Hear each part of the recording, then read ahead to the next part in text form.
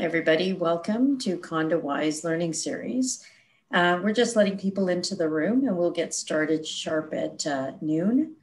Thank you for being here and we look forward to providing some good information today.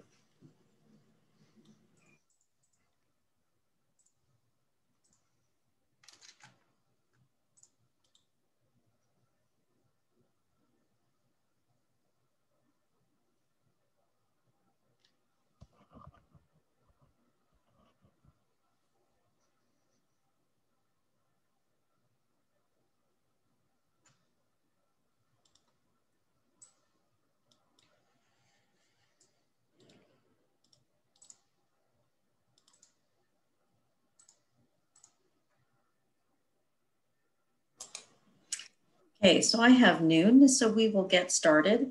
Today is the CondoWise Learning Series session number 7, Construction Chaos, and it's about avoiding the pitfalls. As we get into construction season, we really need to get focused on how these construction projects are going to be undertaken and make sure we avoid some of the disasters that could be brewing.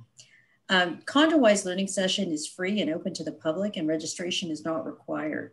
So please feel free to share this information about CondoWise, and it is posted up on the Alia Associates website after every CondoWise session.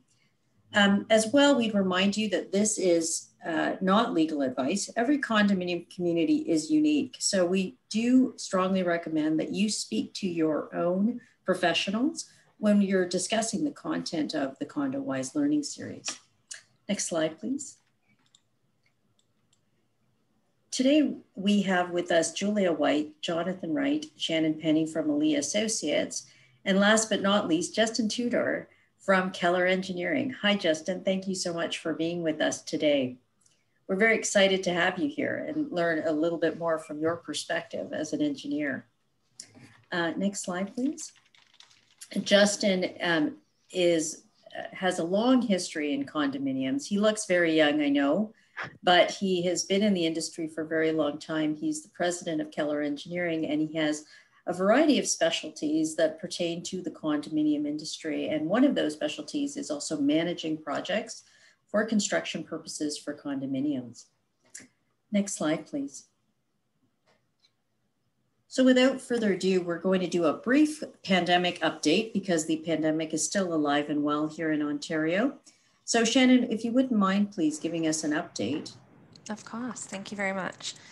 Okay, so as of March 8th, all regions have been back in Ontario's color-coded framework. You'll see on the next slide which zone your region is currently in, but please bear in mind that this can change and it is important to keep up to date with the restrictions in your area. So as of tomorrow, April 1st, Ontario will be entering into phase 2 of the 3-phase vaccination plan. So this will begin with those aged 79, and will decrease in a 5-year increments over the course of the vaccine rollout. So this phase will also target those in high-risk congregate settings, such as shelters and community living, and also those individuals with high-risk chronic conditions and their caregivers. So it is important to note that certain regions are also, already ahead of schedule. For example, in York region, I know they're already offering appointments at clinics for residents 65 and above. So keep an eye on your region's website for vaccine updates to see whether you may be eligible earlier than what the current vaccination plan is. Also, select pharmacies in Kingston, Toronto, and Windsor are offering the AstraZeneca vaccine to those 60 and above. So what is permitted at the moment? So each region will differ depending on what zone that they're in. So Schedule 7 of Ontario Regulation 8220 provides a list of businesses that may operate in the gray zone. So some of the businesses that may relate to the condominium industry are maintenance, repair and property management services, security services, domestic services that support the operations of a household, laundromats, but condominiums may want to consider implementing restrictions around how many occupants can use them at one time. So perhaps establishing schedules and increasing cleaning. So lawn care, snow clearing, and landscape services are also permitted. Self-service and automated car washes. Construction activities or projects and related services that support construction activities or projects, and also facilities for indoor and outdoor sports and recreational fitness activities. However, there are certain conditions that must be met for those to open. So condos should continue to follow any advice, recommendations, and instructions issued by the Chief Medical Officer. While it's not a requirement for condominiums to have a safety plan in place, it does remain good practice to have them. So AGM should also continue to operate virtually, given that there is a limit on public gatherings. And should a condo be permitted to open its amenities, it should continue to act cautiously and ensure that areas are disinfected as frequently as necessary to maintain a sanitary condition. So I'll now pass you over to Patricia, who's going to discuss the impact that this has had on construction projects. Thanks, Shannon. I think it's important to remember that even though that the legislation seems to open up and describe certain things as essential, in reviewing the language of the legislation, it's really easy to lump in unit renovations, which are really retrofitting projects. Not all unit renovations are essential construction services or repair and maintenance projects. Where units must be repaired or maintained for emergency reasons, the same will be essential. The operations of the corporation you've got to look at them holistically. You've got to look at what are the statutory obligations and then determine what is essential. The board has the power and the obligation to determine what is essential for the corporation with appropriate due diligence. And that is also in respect of construction. Similarly, maintenance and repair. Maintenance, repair, and property management services that manage and maintain safety and security, sanitation, and operation of the condo are essential. With that said, then we fit in the renovation projects and we look at them as if they're an emergency or essential. If they are not essential, they are not going to be part of the priority. The objective is to make sure that we limit or reduce the transmission of the virus. The more people on site that are strangers, the higher the risk. Accordingly, the board, in the scope of its authority, has the ability to prioritize its construction projects, determine how many people are coming in, and then look at the other requests that may be made by unit owners. So I think it's something that you need to have consultation on, and it's not just a random event that everything is now open.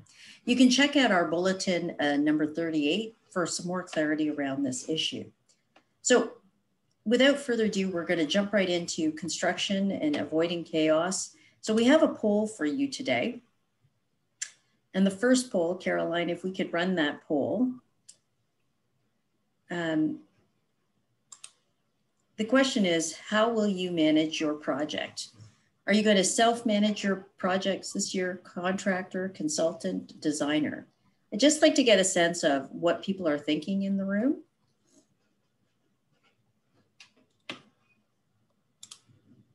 Just give everyone a few seconds just to get their rates. 1 second.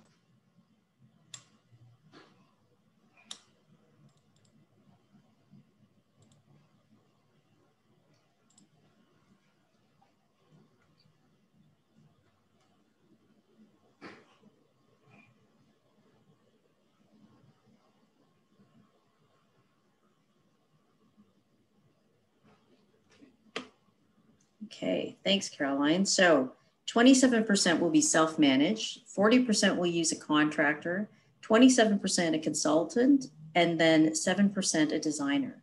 Well, thanks very much. Now we have one other poll for you.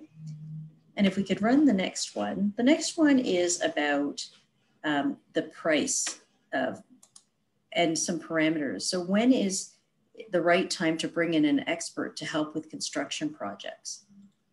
And we're just curious to know, how monetary values impact these choices for boards.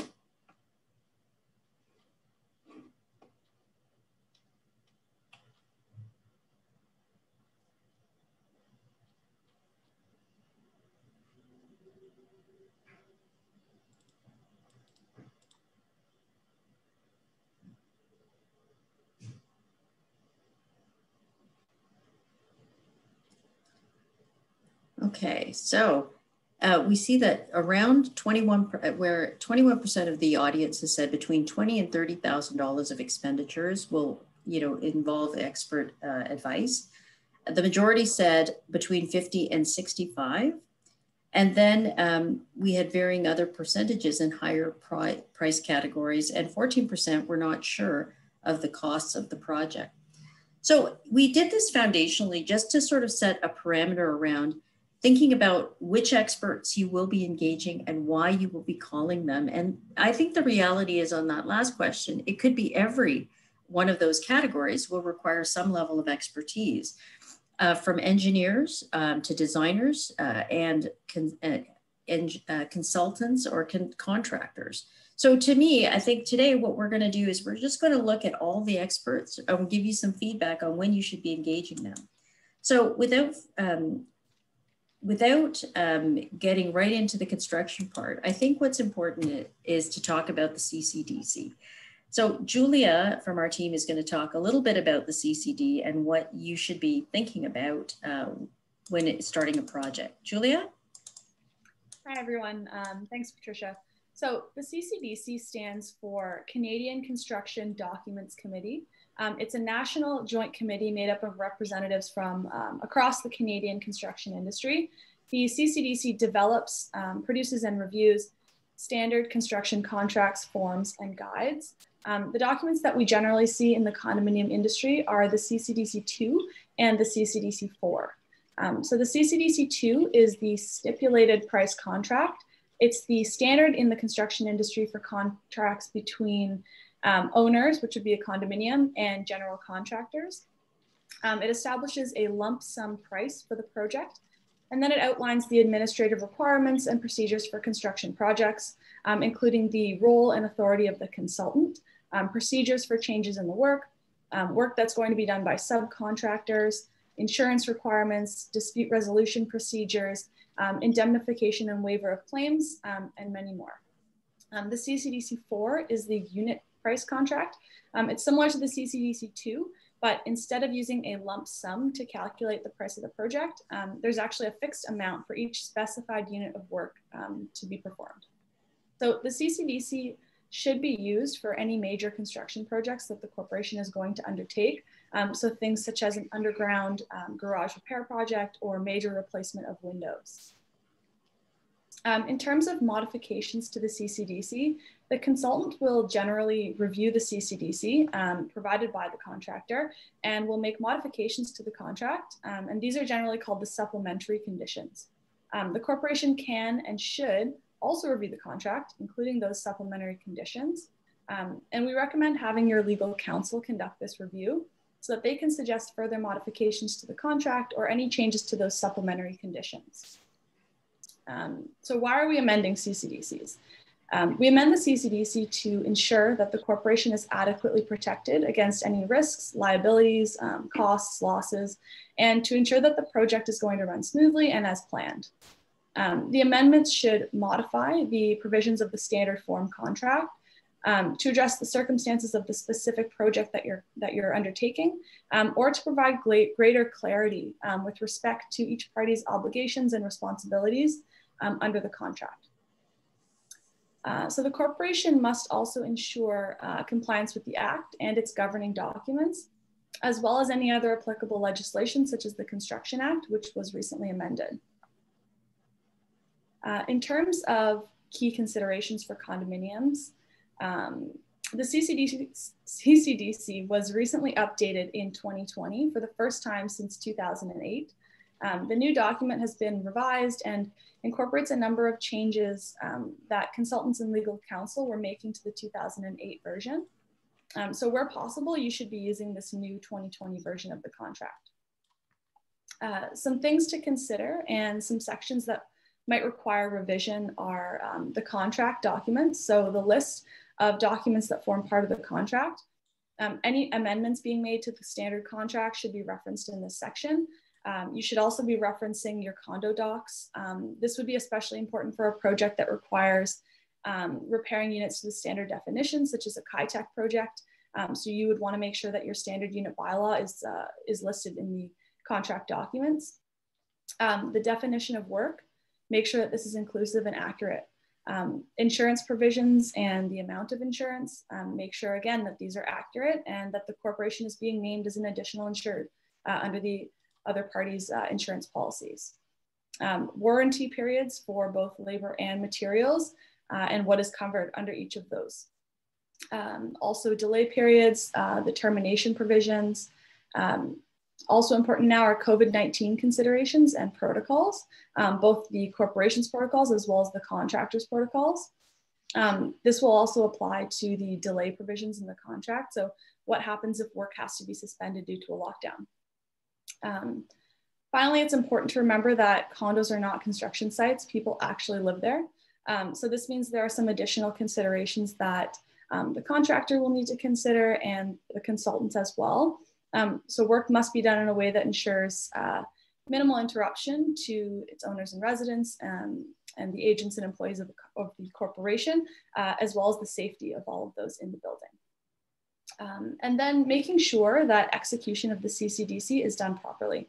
All parties who are supposed to sign must sign. And this has to be done in accordance with the corporation's governing documents. So if 2 board members are required to execute documents, make sure that two board members are signing the contract. There should also be a board resolution accompanying the approval and execution of the contract. In terms of the consultant for the project, picking a consultant is important. They're going to be guiding you through the process and they're going to be working with the contractor on behalf of the corporation. So in addition to good selection, it's important to make sure that the consultant is bound to the agreement. This can be done either by signing the CCDC or entering into a separate agreement between the corporation and the consultant. There is a standard form agreement called the ACEC 35, and Justin will be talking about this a little bit later on during his presentation. But basically it's an agreement between the condo and the consultant that effectively binds the consultant to the terms under the CCDC. So a contract doesn't really make sense without the consultant. They play a big role in managing and overseeing the project, making sure everything is done properly and on time. So all parties should be bound to the agreement in some form or another. And just as a final note, lawyers work for the corporation, your consultant does not. So you should always have legal counsel review your CCDC before you execute. These contracts can be complex and difficult to navigate and understand. So in addition to the use of your consultant and their expertise, legal counsel can ensure that all risks are managed for the corporation under the terms of the contract and that contract is executed properly. Thank you so much, Julia.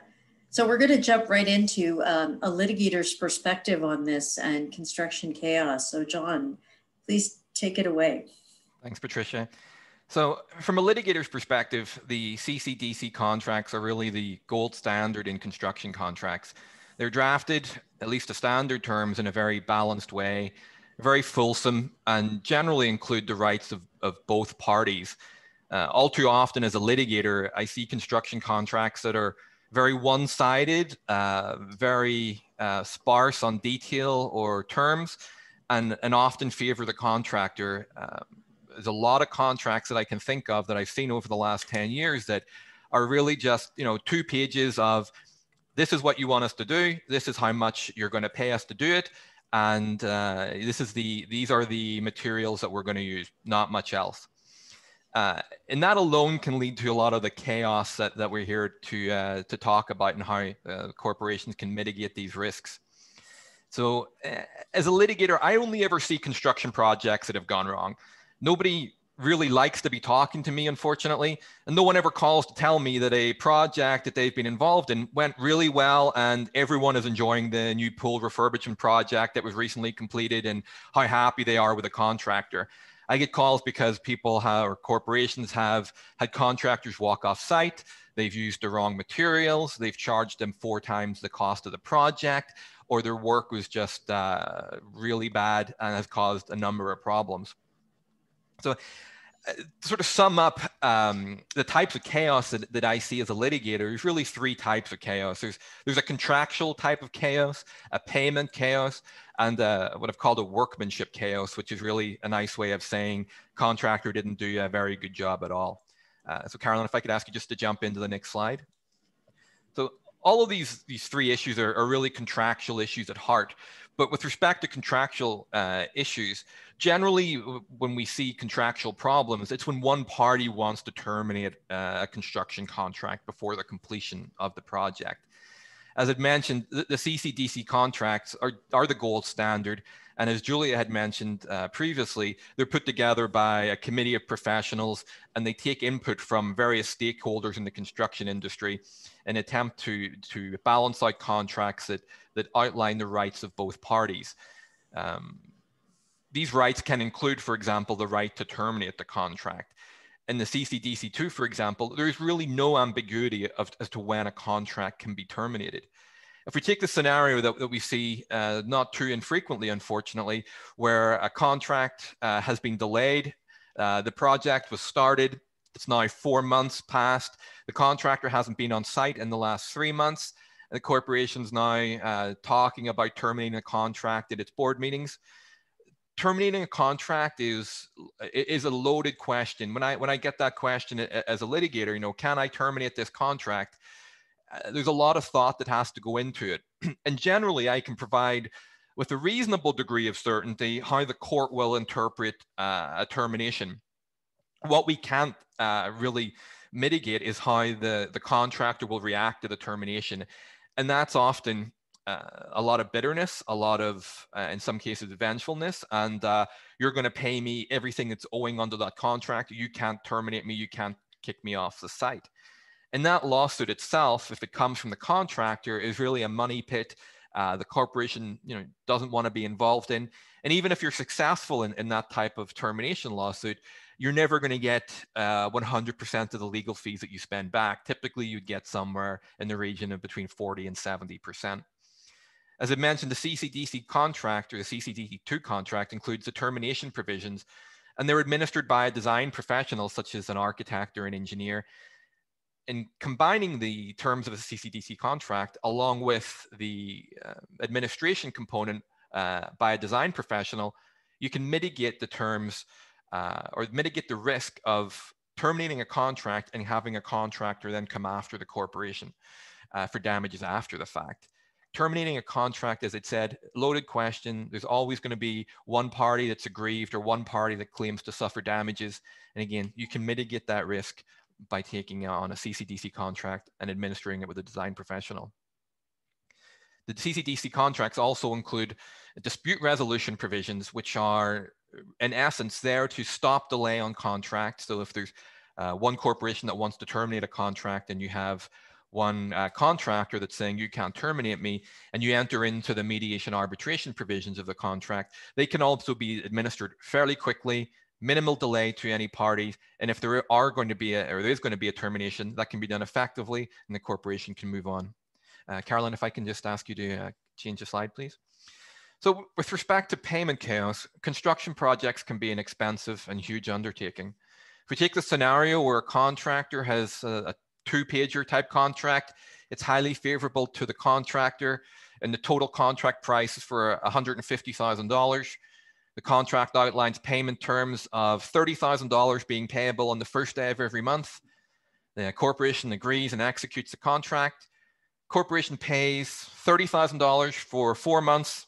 We've got $120,000 paid, and $80,000 worth, 80% of the contract is paid up, but only 20% of the work has been done.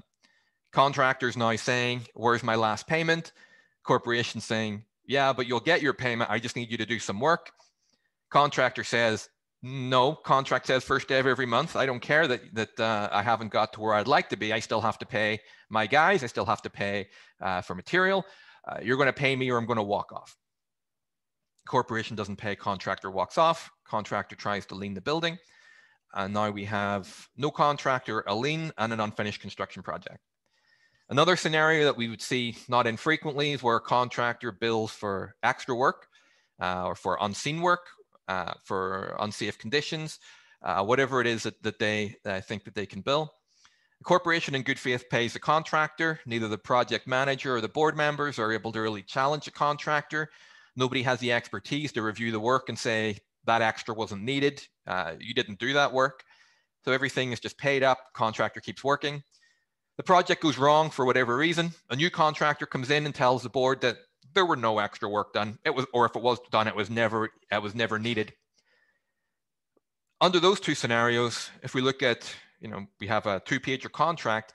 If we compare that to the scenario where we have a CCDC contract, CCDC can define a payment schedule, base the schedule of payments on progress payments that can be assessed by a design professional who reviews the work, approves the payment, and tells the corporation when to pay. Design professional would also review requests for extra work and approve change orders, change directives. The corporation then has a degree of certainty that what they're paying for has been done, and that the contractor then has a target to hit before he knows he'll get paid. He can't simply rely on his contract that says, if you don't pay me in the first day of every month, regardless of what's gone on, I'm going to walk off the job site. Finally, then, Carolyn, if I can just ask you to change to the next slide. We have workmanship chaos, which is, as I said, sort of a contractor doing a bad job. One of the major problems we see is when contractors have done work or undertaken jobs that they're maybe not qualified for, or they have gone in over their heads and their work needs to be repaired after the fact. They're long gone. They're refusing to do warranty repair work. They've moved on. Corporation then has to bring a new contractor in. The new contractor says, we don't like this work. We're going to have to redo the majority of that work, if not all of it, all adding additional cost. By bringing a consultant on board, such as the likes of Justin, an architect, another engineer, the consultant would review, under the terms of the CCDC, review samples of the work and approve the work before that work is hidden behind walls or it's signed off on before payments are made. The consultant can also review the work before it becomes hidden, and nobody may know that there's a problem for many weeks or months, or until pipes burst, there's floods, even more repair work has to be done. The work that the corporation has undertaken and paid for now needs to be entirely redone. You bring in somebody on an emergency basis to repair work. There's no expert report done with respect to or obtained with respect to the deficiencies. The expert that would be needed if you were to go to trial and try to reclaim any of the cost from the contractor is now based on photographs that have maybe been taken by the contractor, as opposed to a first-hand report from a consultant who's reviewing the work at each stage and sampling the work. And that type of contract, or that type of report, weighs an awful lot more than simple progress or pictures taken by a contractor as they repair the work. So my takeaway from all this, and I hope you've gathered, is that to some degree, all of the risk that we see with 2-pager contracts or contracts that aren't a CCDC contract, or contracts that are administered by a contractor or a project manager or a board that aren't really qualified to make those type of calls, can all be mitigated by implementing a CCDC contract and having it administered by a design professional. So I'm going to hand over to Justin, who's going to give us a bit more of an overview on how somebody in his profession can administer contracts and what type of value he adds to the project. Thanks, Justin. Thanks, Jonathan, and thanks everybody for inviting me. I literally love talking about this stuff. So I'm really grateful to be with a bunch of people who also like that too. The first thing I wanted to cover is just the forms of agreements in general that can cover construction projects and maybe their relative value. Certainly, the purchase order is prepared by the corporation directing the contractor to do work in accordance with probably specific terms and with the description of the scope. Now, that description of the scope can be very problematic too. If you just put in repaint the walls in that scope, then all the terms aside, you are just going to get different color walls. You won't know which paint it is. You can't hold them necessarily to everything. So those purchase orders, although they are often developed by the corporation and can be used by the corporation, they really, you get it out what you put into those. You can be descriptive. You just have to be descriptive. We often see signed quotes that are prepared by contractors that we just ask the board to sign.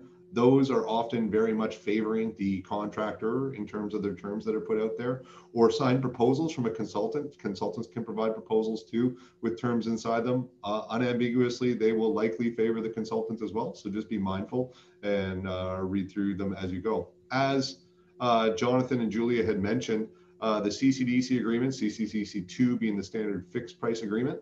There are a variety of options depending on your conditions, and as Jonathan said, it's really developed to put the risk where it's most appropriate. So whomever can manage it should be managing it within the CCDC agreements. They've been built by consensus. It's not just a bunch of owners in a room or a bunch of contractors in a room coming out. They've been developed and built over time to be a consensus document. The consultant agreement, the ACEC 35, is really good for your most complex projects. It really is a check box of materials, options that can go from small to big projects. It can be a little long-winded, but if you want to make sure your consultant is providing you with exactly the services you requested, it's a really good place to build an agreement from. Can I go to the next slide here? Perfect. So unlike Jonathan, I have the chance to see projects run well all the time. They're great. And next time they run well, I'm going to call up Jonathan and brag about, things are going great over here. No need for you. But we have seen them go awry, and we've been brought in halfway through when they're awry.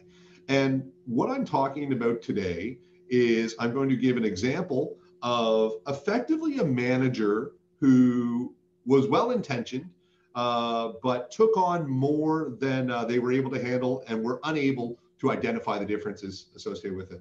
I'm going to run through a brief scenario, and then I'm going to discuss where missteps were made and how a design professional or a contracting professional, a contracting manager, would have behaved differently in terms of how their experiences goes. So today I'm going to walk you through a disaster. This is the story of accommodating property manager. There are some other characters accommodating condominium manager.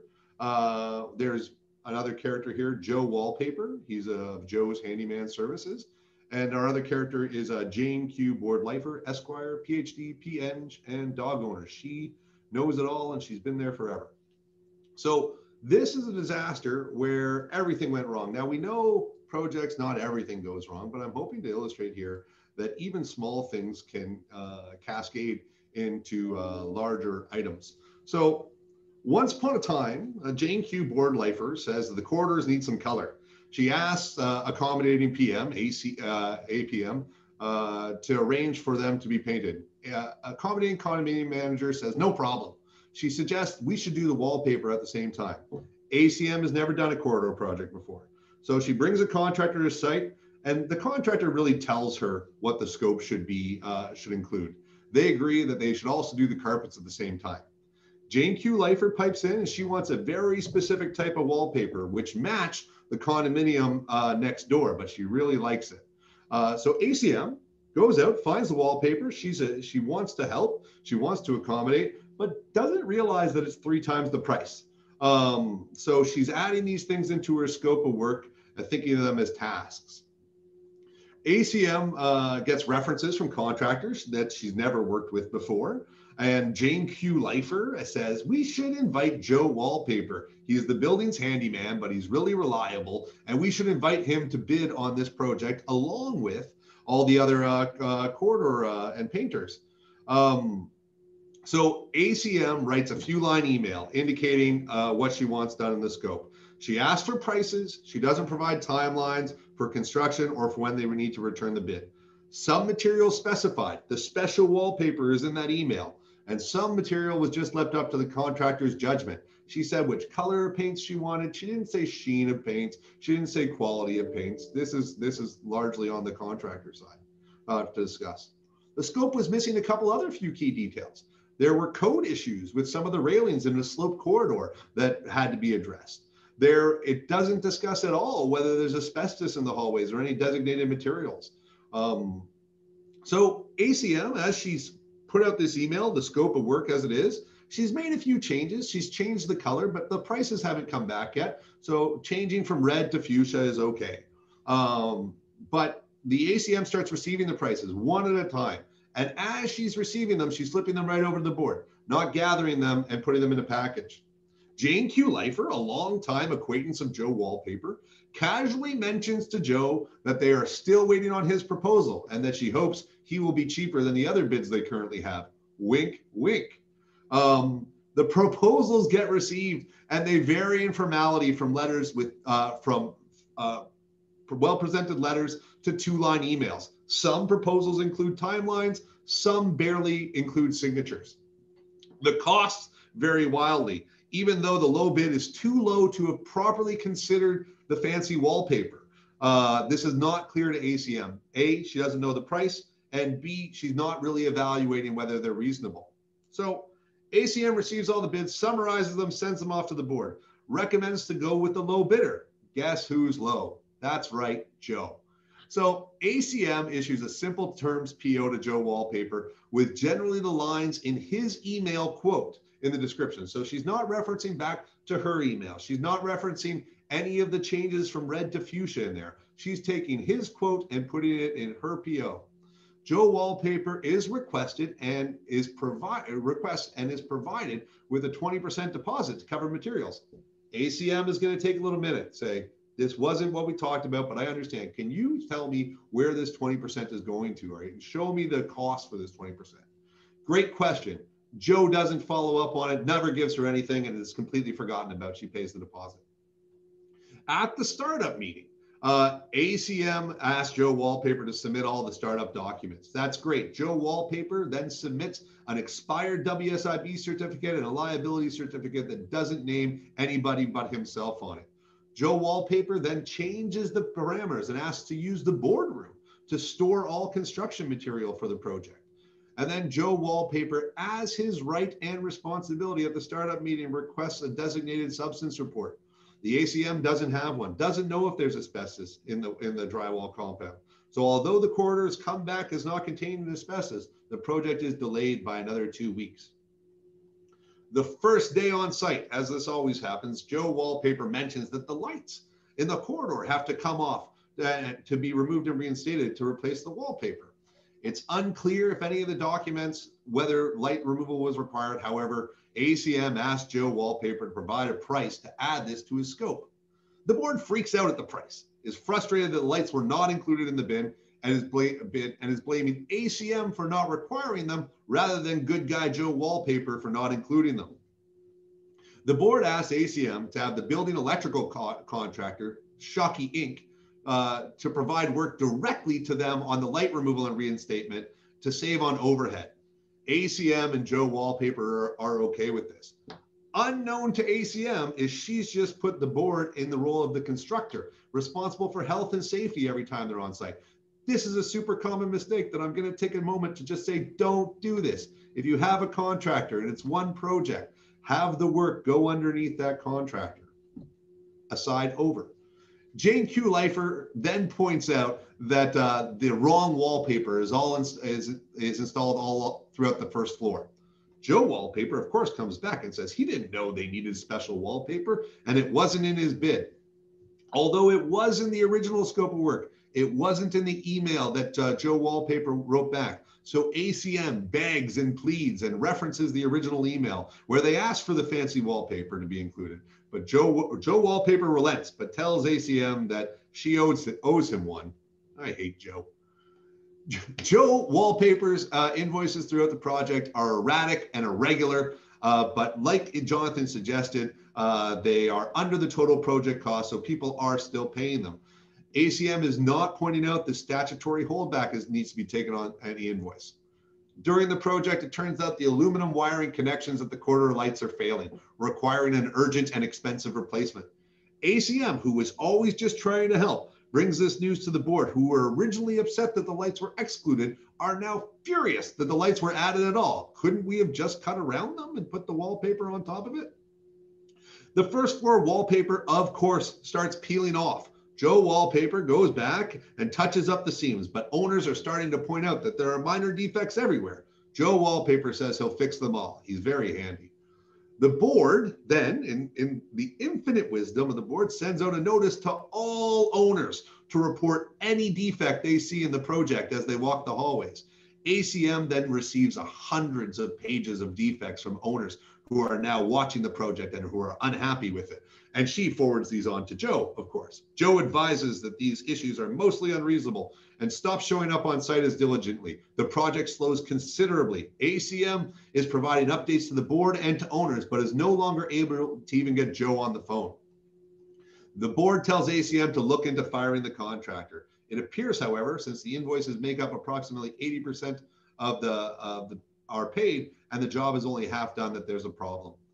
Joe Wallpaper's wallpaper installer is actually a subcontractor who hasn't been paid in months, and he has decided to lien the project. As the holdback funds have not been held, there's no pot to easily deal with the funds with the liens that arise. With Joe Wallpaper not on site, overpaid, and non-responsive, the board has engaged a lawyer to wind up the contract. The existing PO, even though it has standard terms developed by the condominium manager, is not very helpful for Jonathan Wright's purposes. The board engages, of course, the second lowest contractor at a premium to finish the project and to touch up Joe Wallpaper's work, of course, voiding any warranty that Joe could have had, and the second contractor is waiving all warranty requirements. So when the project is now 4 times over budget and a year behind schedule, upon completion, Jane Q. Lifer suggests that the wallpaper and paint colors are actually not a good match, and lets ACM know that she expected her to have exercised better judgment. So this is a gallimaufry of errors, and it all started with effectively somebody doing a task that they thought they could handle, and they had to learn as they went that there are problems with it. I think that's a great nightmare scenario. And I know that we have a lot of slides here that we'd like to cover based on that. Would you mind, let's start the analysis on this part? Let's go into the slides here. Caroline, could you advance? Thank you. So there's 7 real types of construction. Where the ACM made some missteps here, she confused the vision for the task. The vision ultimately was to refurbish the corridor, and she thought of it only as painting the walls, putting in wallpaper. You have to have the professional guidance would have had an initial meeting saying, what are we trying to accomplish? And it would have became clear this was a corridor refurbishment project, not just a wallpaper project. The ACM also made a few mistakes when she started adding carpets, just things based off recommendations. She didn't fully understand and was not knowledgeable sufficiently to know where this was going. A professional knows what's included in a corridor refurbishment project and would be familiar with the upgrades that would be required, such as removing out the lights. They'd be mindful of the idea that you need to check for aluminum wiring. The ACM's inability to say no and just add on and her requirement to learn as she goes is really a problematic thing. In the next phase, professionals are required to know the code restrictions that they are operating with under. It's required in terms of the Architects Act, it's required in the Engineers Act. You're not allowed to not know things that you should know. So the code requirements under a design professional would be understood. Furthermore, professionals carry professional liability insurance, which is commonly referred to as errors and omissions insurance. So if there's a mistake in there, or if they forget to put something in, that's really where the professional responsibility is. You're hiring them to not make mistakes and to not miss things. So the ACM was never going to be requiring that. She doesn't have insurance that covers errors and omissions. Nobody's ever bet on her that she won't make mistakes in this regard. Next phase. So many mistakes were made in the procurement process here, and it only highlights how easy it is to make mistakes while trying to solicit pricing. There was not, and it all comes down to, there's not a clear apples to apples proposal for everybody to bid on, that she didn't have a process for dealing with prices as they came in. She didn't have hold back pricing until all the ones were available. She was unable to compare them for cost.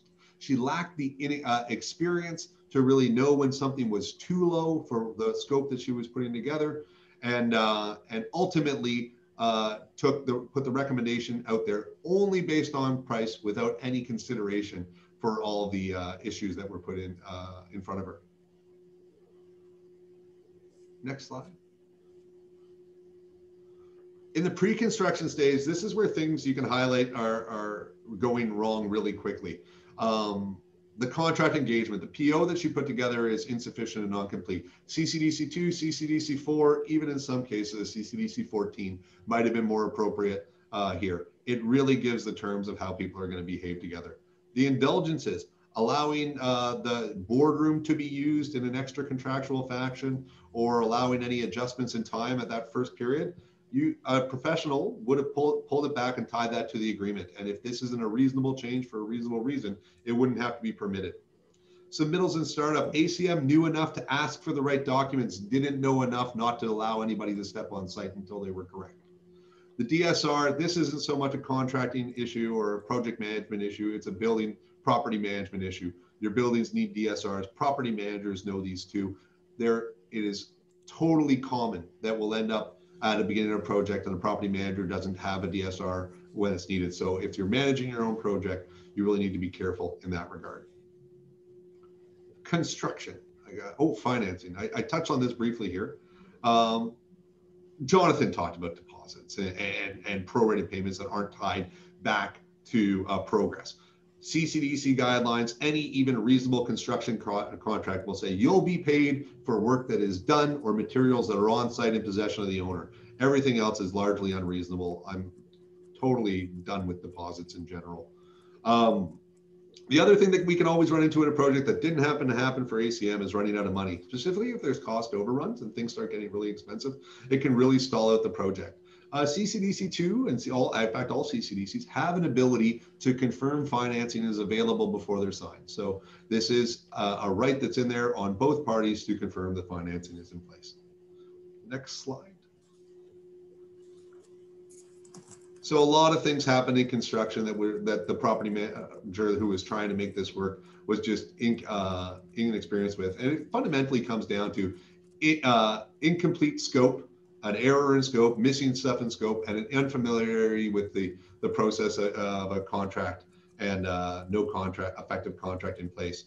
The demolition, just not knowing that the lights were involved, that's not seeing the big picture. Changes, it can easily get defensive too, because now the property manager who's effectively supposed to be a broker in here is now being told that she should have picked included lights or not included lights. And those really aren't things that they're equipped to do. So it's easy to get defensive. The professional is required to have considered all factors. I have no other word than cheapness here. When you're trying to lower costs, especially into changes, you're going to really get balk at the fact that these costs are added in, and that'll be problematic. You need your consultant or as a property manager to evaluate whether these costs are fair and reasonable. If a change just has one number on it, that you can't even evaluate that. It should show labor, it should show time, it should show the effort that the contractor is putting into the change. The constructor issue that I digressed into, be very careful. If you have two contractors working on the same site at the same time that are not employed by one another, you, the owner, are responsible for health and safety. Not legal advice, but every lawyer on the panel here would have a similar opinion. Next slide, please. Materials failure. So in a standard project, an interior designer like this would make sure to have done a mock-up, put up a couple things of wallpaper just to make sure we're all on the same page before we install it all throughout a first floor. Also, did nobody check at all during the first floor whether this wallpaper was right? These are easy missteps if you're a property manager who is not looking at the project all the time and comment. It's a checkbox for a design professional. Invoicing. You know what the worst thing is? We're receiving 3 invoices a month and having to review them all. You know what's really easy? Throwing all the other invoices out and telling them, give me one at the end of the month when you're done and I'll review that one. That's commonplace for professional design professionals and contracting professionals. These issues, as they parade and as they can add on, can really wear its scope creep, its changes. By having a not a good scope of work at the initial, their propensity to increase is obviously greater. However, controlling scope creep is really a skill that only comes with time, and being prepared for it comes with contracting professionals. Deficiencies, there were no money held back. So not just statutory holdback, invoices were paid willy-nilly. It didn't say, actually, you need to go back on the first floor and fix all those deficiencies. So we're gonna hold back $4,000 because that's what we're gonna have to pay the next contractor to fix it. Complaints. When your board sends out a list a request to owners to report every defect in a construction project. You are going to get everything that's in the project. You're going to get everything that's out the project. You're going to get varying levels of people and what they care about. You're going to get comments on that they don't like the color. You're going to get comments on small chips. You're going to get comments on big chips. You cannot do anything with a massively inspected project at different standards. This is where your inspector comes in. Your design professional, your contracting professional has a process to evaluate deficiencies.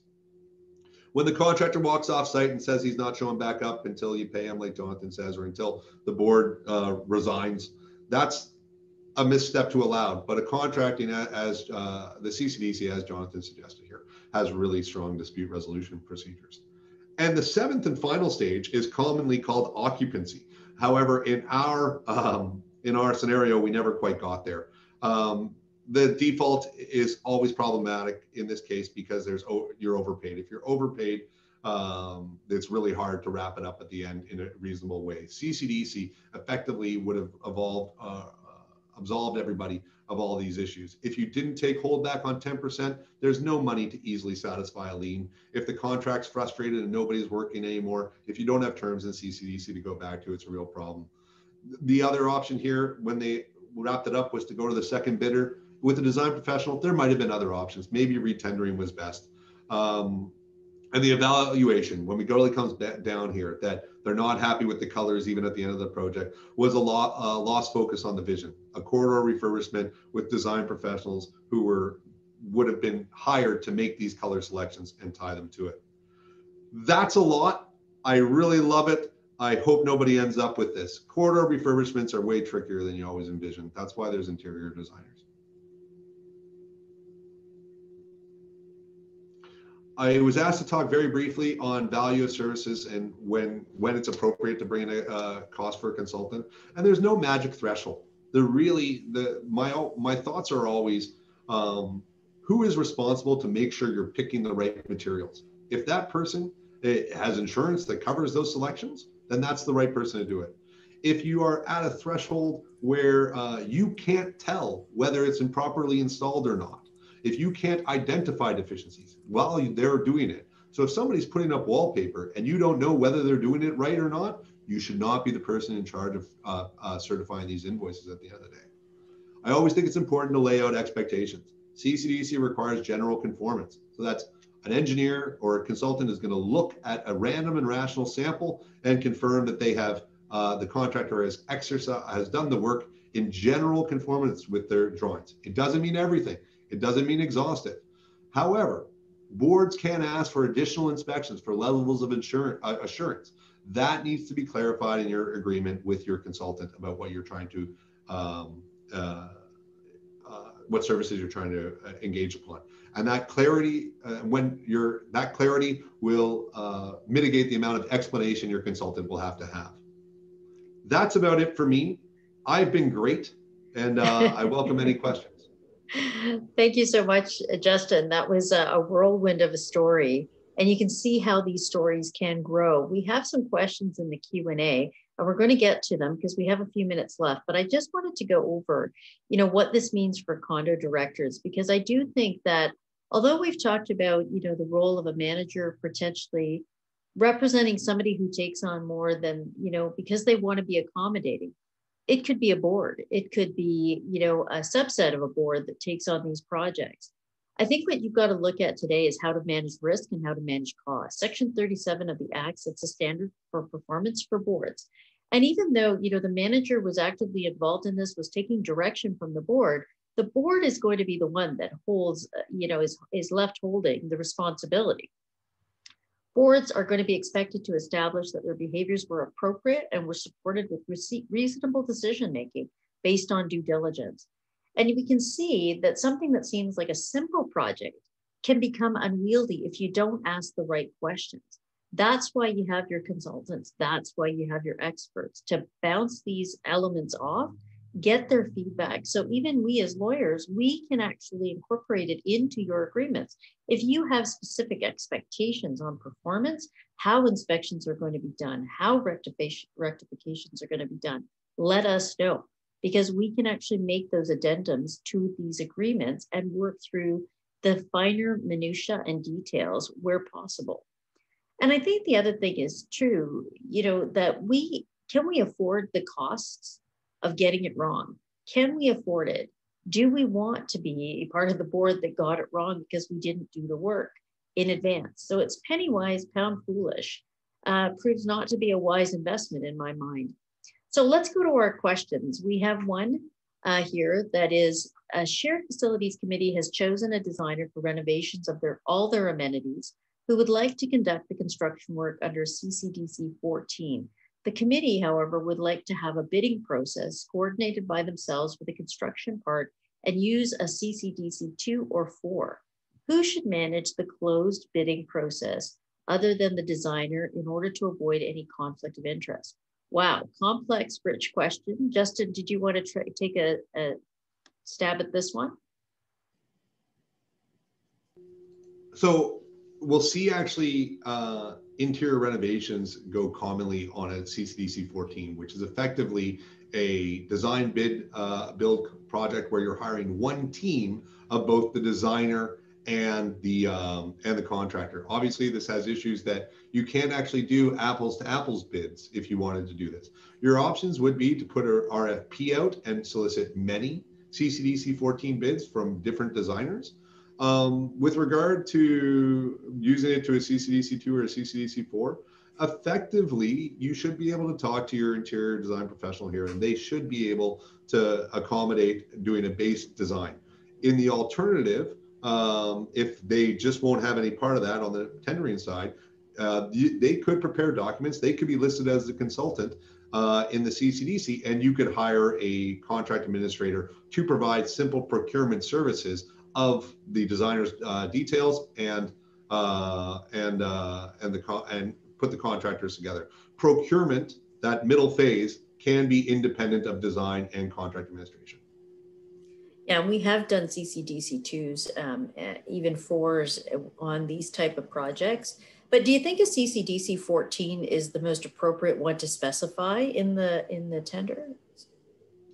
Well, no, I think if you're tendering out, then you're going to be using a 2 or a 4 for sure. However, I understand if this design professional will only engage in a 14, which sometimes can happen, then you're looking at actually doing an RFP back and soliciting many 14 options. So under the RFP, but then you should have somebody help you with the RFP then to make sure that you've got all the elements identified. So the designer did not know what kind of contract to do for a refurbishment project. The lawyer had to say which one. Is that the right way?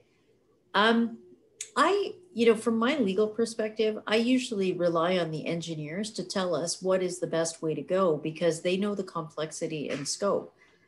Justin, what do you think is the right way to determine which contract should work? Yeah, so effectively CCDC 2 or 4 is based off whether it's a fixed price or a unit price contract. So are the values, I think of a parking garage, there's going to be a lot of fluctuating concrete values. It has to be based on a unit price approach. So those things your engineer can certainly provide guidance here. I feel that there's a lot of people who are maybe unfamiliar with the 2 or the 4, but if the designer doesn't know, then they're probably not going to be your contract administration professional. So it should raise a little different flags, not red flags necessarily, but if they're not proficient with the CCDC enough to know that it's appropriate in that case, then they're not going to be proficient executors of their role within the CCDC. Yeah, and I think the CCDC 2 typically has a lot of detail in it. It goes through many, many topics. There's a question in here. Can a CCDC 2 MA be used for a corridor refurbishment project? I'm not sure what the MA is specifically. Go ahead. Yeah, it's I don't see why the MA is a master agreement. The idea that you have almost a standing CCDC offer. Oh, it's not exactly that, but so there's no reason that you can't add any project underneath an MA. However, whether it's appropriate or not is really case specific. Yeah, does it get complex if it's got, you know, different sort of specs and design components and then different expectations? Because then you would be, I guess the master would be to create the backbone of understanding, but then you would have to accommodate the scope and the nature of the work, I would think. Yeah, and there are other, like underneath the MA, you can have multiple different projects, multiple different designers. There's no reason you conceptually couldn't. I just don't know particularly why you would, depending on the case. Okay. Well, thank you everybody for being with us. A real big thanks to Justin for the creative narrative. And as we said, this is part one. Part two is coming, and part two will have Justin back. And Justin and Jonathan are going to really focus on the construction lean process, which is an intriguing process, which has changed. And before the pandemic hit, we were actually going to have a presentation on this topic specifically. And so we've decided to bring it back. I think it's an important topic to understand and see what the changes are. So we look forward to having you back. In the meantime, I hope you all stay well, stay safe. Thank you so much for being here, and please let your colleagues know. This will be posted up on the Alia Associates website so that you can review it with your team. And if you need any further information, please reach out to Justin, John, Julia, Shannon, or myself, and we'll do our best to help you or direct you to other resources. So in the meantime, stay well, wash your hands. There's still a pandemic, and we'll talk to you soon. Thanks, everybody.